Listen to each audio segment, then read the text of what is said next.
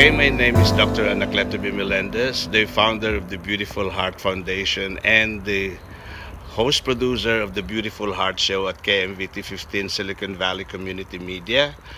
Today, I'm very happy and honored to meet one of the councilwomen here in the city of Hayward. I would like her to introduce herself first. Good morning, ma'am. Good morning. Thank you so much for inviting me on the show. I'm Sara Lamnin. I'm one of the Hayward City Council members. I've been there for 4 years, and I've done a lot of progress in the last 4 years. And what we're standing in is our backyard, and we have an exciting story to tell you about that. And of course, we have a good guy here with you. Introduce yourself, sir. My name is Armand Harris. I've been working with Sara since 2012. Sara recruited me to do the garden here in her backyard, in which I'm in my third year now of development, and this looks to be a pretty good year. So Armand and I met when I was program director for a program called Hayward Community Action Network, Hayward CAN, and that was run through the South Hayward Parish. And it was a program to empower individuals who are homeless or at risk of homelessness to find self-sufficiency, etc. And in that group were a lot of people with tremendous skills who were peer leaders within the community. And I'm going to talk a little bit about your involvement in CAN. Okay, when I came into CAN, I got recruited to work with several other organizations dealing with the youth in Hayward and in the county, involving drug use, tobacco, and alcohol. I did that for about 2 years, and also within that time, we were, as the advocates, we were finally given permission by All Saints to start a garden in the yard where we worked, and that was started in April of 2013. Yeah. And so All Saints provided the space for free, All Saints Church, for this program to run. And through this program, over 50 people reached higher levels of self-sufficiency. And one of the things that we found was the opportunity for people to use their skills, really to know that they had value, made life more possible again. And so creating the garden opportunity that Armand created there, people could use their skills, working this land, as well as, of course, eating the food that came out of the garden. Armand's an excellent chef. And one of the things we created was a catering program, because we found that people who wanted to run events also wanted to give back to the community. And so giving that job opportunity for people really, it was a good benefit for all sides. Okay, and out of the garden that we had at the Blue House, I was offered another garden over at South Hayward Parish by Betty DeForest, where I worked for about 2, possibly 3 years.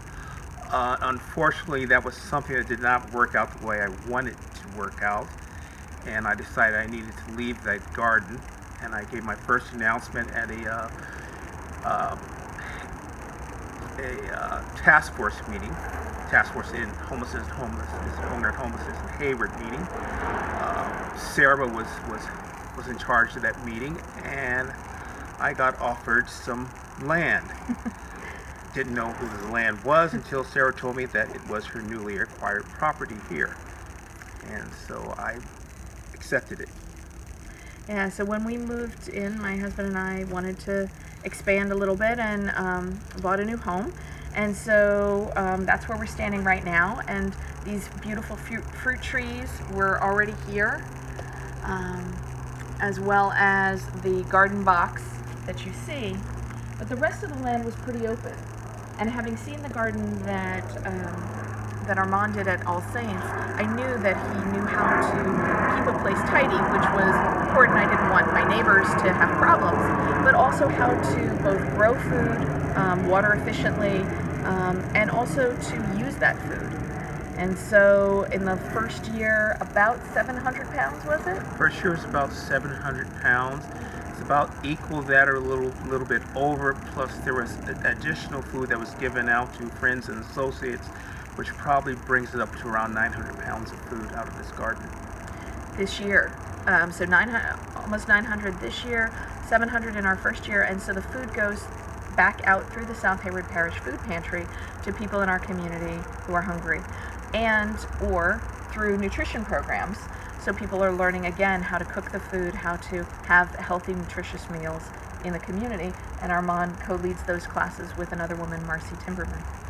Yes, we've had those classes since 2015. We actually did take a year break, and we came back this year.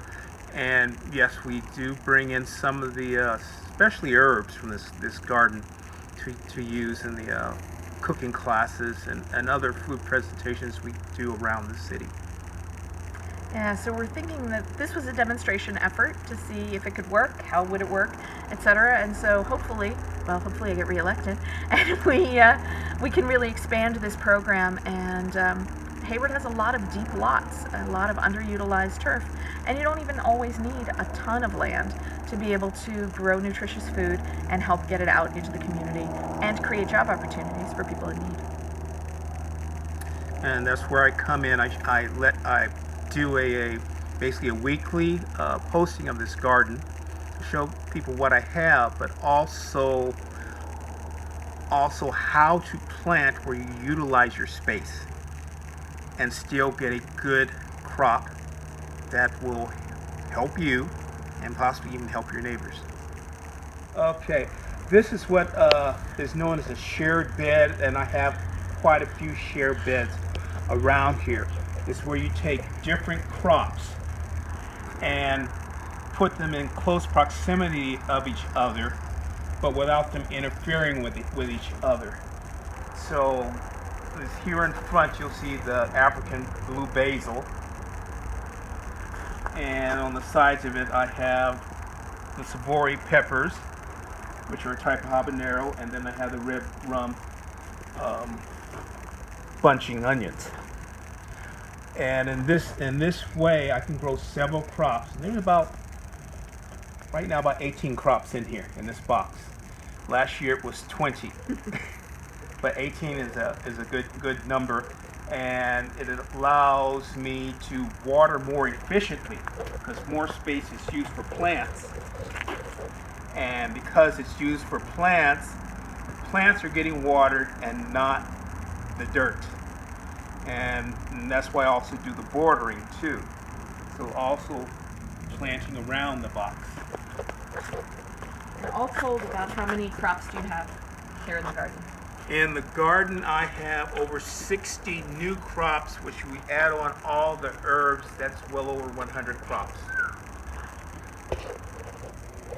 And that's not that much space. And do you grow it organically? Meaning There are no chemicals used with exception of dish detergent to get rid of the aphids and the mites. But other than that, there are no other chemicals that are used unless they're natural fertilizers. And this right here is a naturally fertilizing effort with the field peas and the oats. Put nitrogen back in the soil, and then when they dive down, the oats will act as a green compost and feed the soil.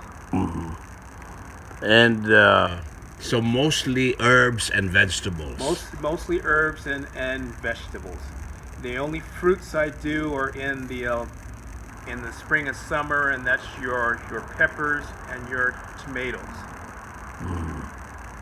What about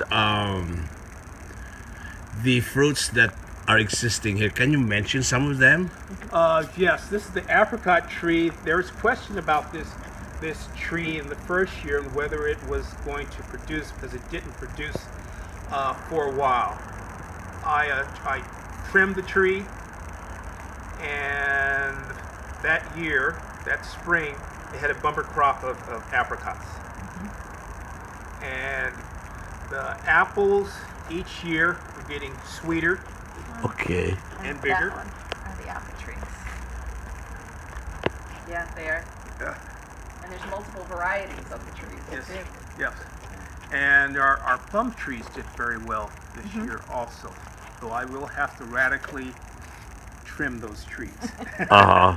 You know what's challenging with our experience growing squash is that it's more effective to do hand pollination than doing the insect or the wind pollination. Do you do that here? No, I generally don't have too much problem with your zucchini family. Zucchini family does real well. It's your other squashes, I really don't do that much. I'm going to be working on one squash that I want to be better for next year. But I've always had good results with zucchini. Uh-huh. But I notice you have more butterflies here than in our place, so insect pollination would be better. I have 5 types of bees. Uh-huh. I have moths, I have butterflies, I have hummingbirds. I have so many creatures pollinating these plants. I have 2 very good attractors with my, once again, with the African blue basil. Absolutely, they love And See the flying butterflies there. and with the salvia behind you, Uh-huh. Wow. that big bush there, Yeah. which is another herb. It's not, a lot of folks don't use that herb in cooking, but it is a very good herb in cooking, and it can be used to substitute for either sage, which that's what it is, or it can substitute for oregano if you don't want your Italian dishes too strong. Uh-huh. What is the trick, Armand, to invite insects to multiply and thrive in a garden like. Well, to attract insects, and all insects, you have to keep a certain amount of weeds around Okay. because the insects need cover to protect themselves. I have a lot of birds that come into this yard, which luckily they get rid of the bad insects mostly. I have my 2 blue jays, and there's some other ones that have now started to come in here because this is a healthy garden. Originally when I came in here, there was not that much in here. And since I changed it, there's a lot more bird life. The squirrels, unfortunately, have gotten interested in here. And we every once in a while see some wild creatures like foxes that were around, was over the fence last year. Mm-hmm. Wow. So, Uh-huh. and plenty of turkeys. Wow. Uh-huh. Yeah. Thank you. Now let's go back to Councilwoman Sara. Ma'am, what is the population of the Filipino Americans here in Hayward? I'm really glad you asked that. So Hayward is a city of about 160,000, and we are the 3rd most diverse place in the country. And our second highest demographic, our first highest demographic is the Hispanic Latino community. Our second highest demographic is the API community. And of that, the highest proportion are folks from the Philippines. Mm-hmm. And as Armand said earlier, the Filipino Americans have been in Hayward and been a vibrant part of this community for decades. That's good to know. Now, do you have events that would encourage more participation from the Filipino American community? I'd really welcome participation from the Filipino American community to figure out what the right culturally competent events would be. Certainly all of our events are welcome for everybody, and I love looking out at our mariachi festival and seeing our broad diversity of people enjoying the music there. We had an Asian Pacific Heritage Festival in the city for a couple years. But I think there's a real opportunity here to do perhaps a music festival, a dance festival. We have great public spaces. Mm-hmm. Yeah. And regarding your advocacy as a councilwoman, other than food security and all that, and what are other your projects that you're involved in? Sure. So housing security is a big issue for me, and the opportunity for people to be involved in the decisions that affect their lives. So for instance, when I worked at CAN, I have never had the life experience of being homeless. I don't know that from a personal standpoint. So I made sure that I turned around and hired folks who were currently homeless or at risk of homelessness to co-lead and build that program. And together we built the solutions that we put forward. And that is how I govern. If we're going to talk about a development, I want to hear from the neighbors. If we're going to talk about a new policy regarding water use, then I want to hear from the people who are going to be affected by that. Who's going to build that project? Who's going to benefit from it? Let me hear all of those perspectives. And I'm proud to say that through my advocacy and some insights from staff and so on. That is now the culture of this city, that we've made that shift in the last 4 years to be a much more inclusive and transparent city. Wow. And last words, ma'am, to our viewers. You will be seen in the cities of Cupertino, Mountain View, and Los Altos, and of course, in the whole United States if they have this technology called Roku. So your last words, please. My last words. Well, thank you so much for this opportunity again. We're really honored to be able to tell this story. And don't forget to vote on November 6th. And you can find out more about me personally at saralamnin.com. That's SARALAMNIN.com. Thank you and have a great day. Thank you, and it's nice to be a guest in our TV program. In our language, mabuhay means long live. And of course, I have to go back to my friend here, Armand. Your last words? And last words. Food insecurity is a very serious issue in the United States. Many individuals are going through it, and not just those who are homeless or out in the street or even poor. A lot of it has to do with finances. Gardening is one of the best ways to help folks out with that, because if they're growing it, one, they know where it's coming from, and two, it's grown in the area where they're from, and it's a lot healthier for them. So it's something that is very important, and it's something that I am working really hard to push in this area. And of course, lastly, Armand, we are looking forward to inviting more Filipino Americans to support your project, even your demonstration and your classes. Yes. Please invite them. Oh, I have plenty of Filipinos in my classes. In fact, some tried to get me married off.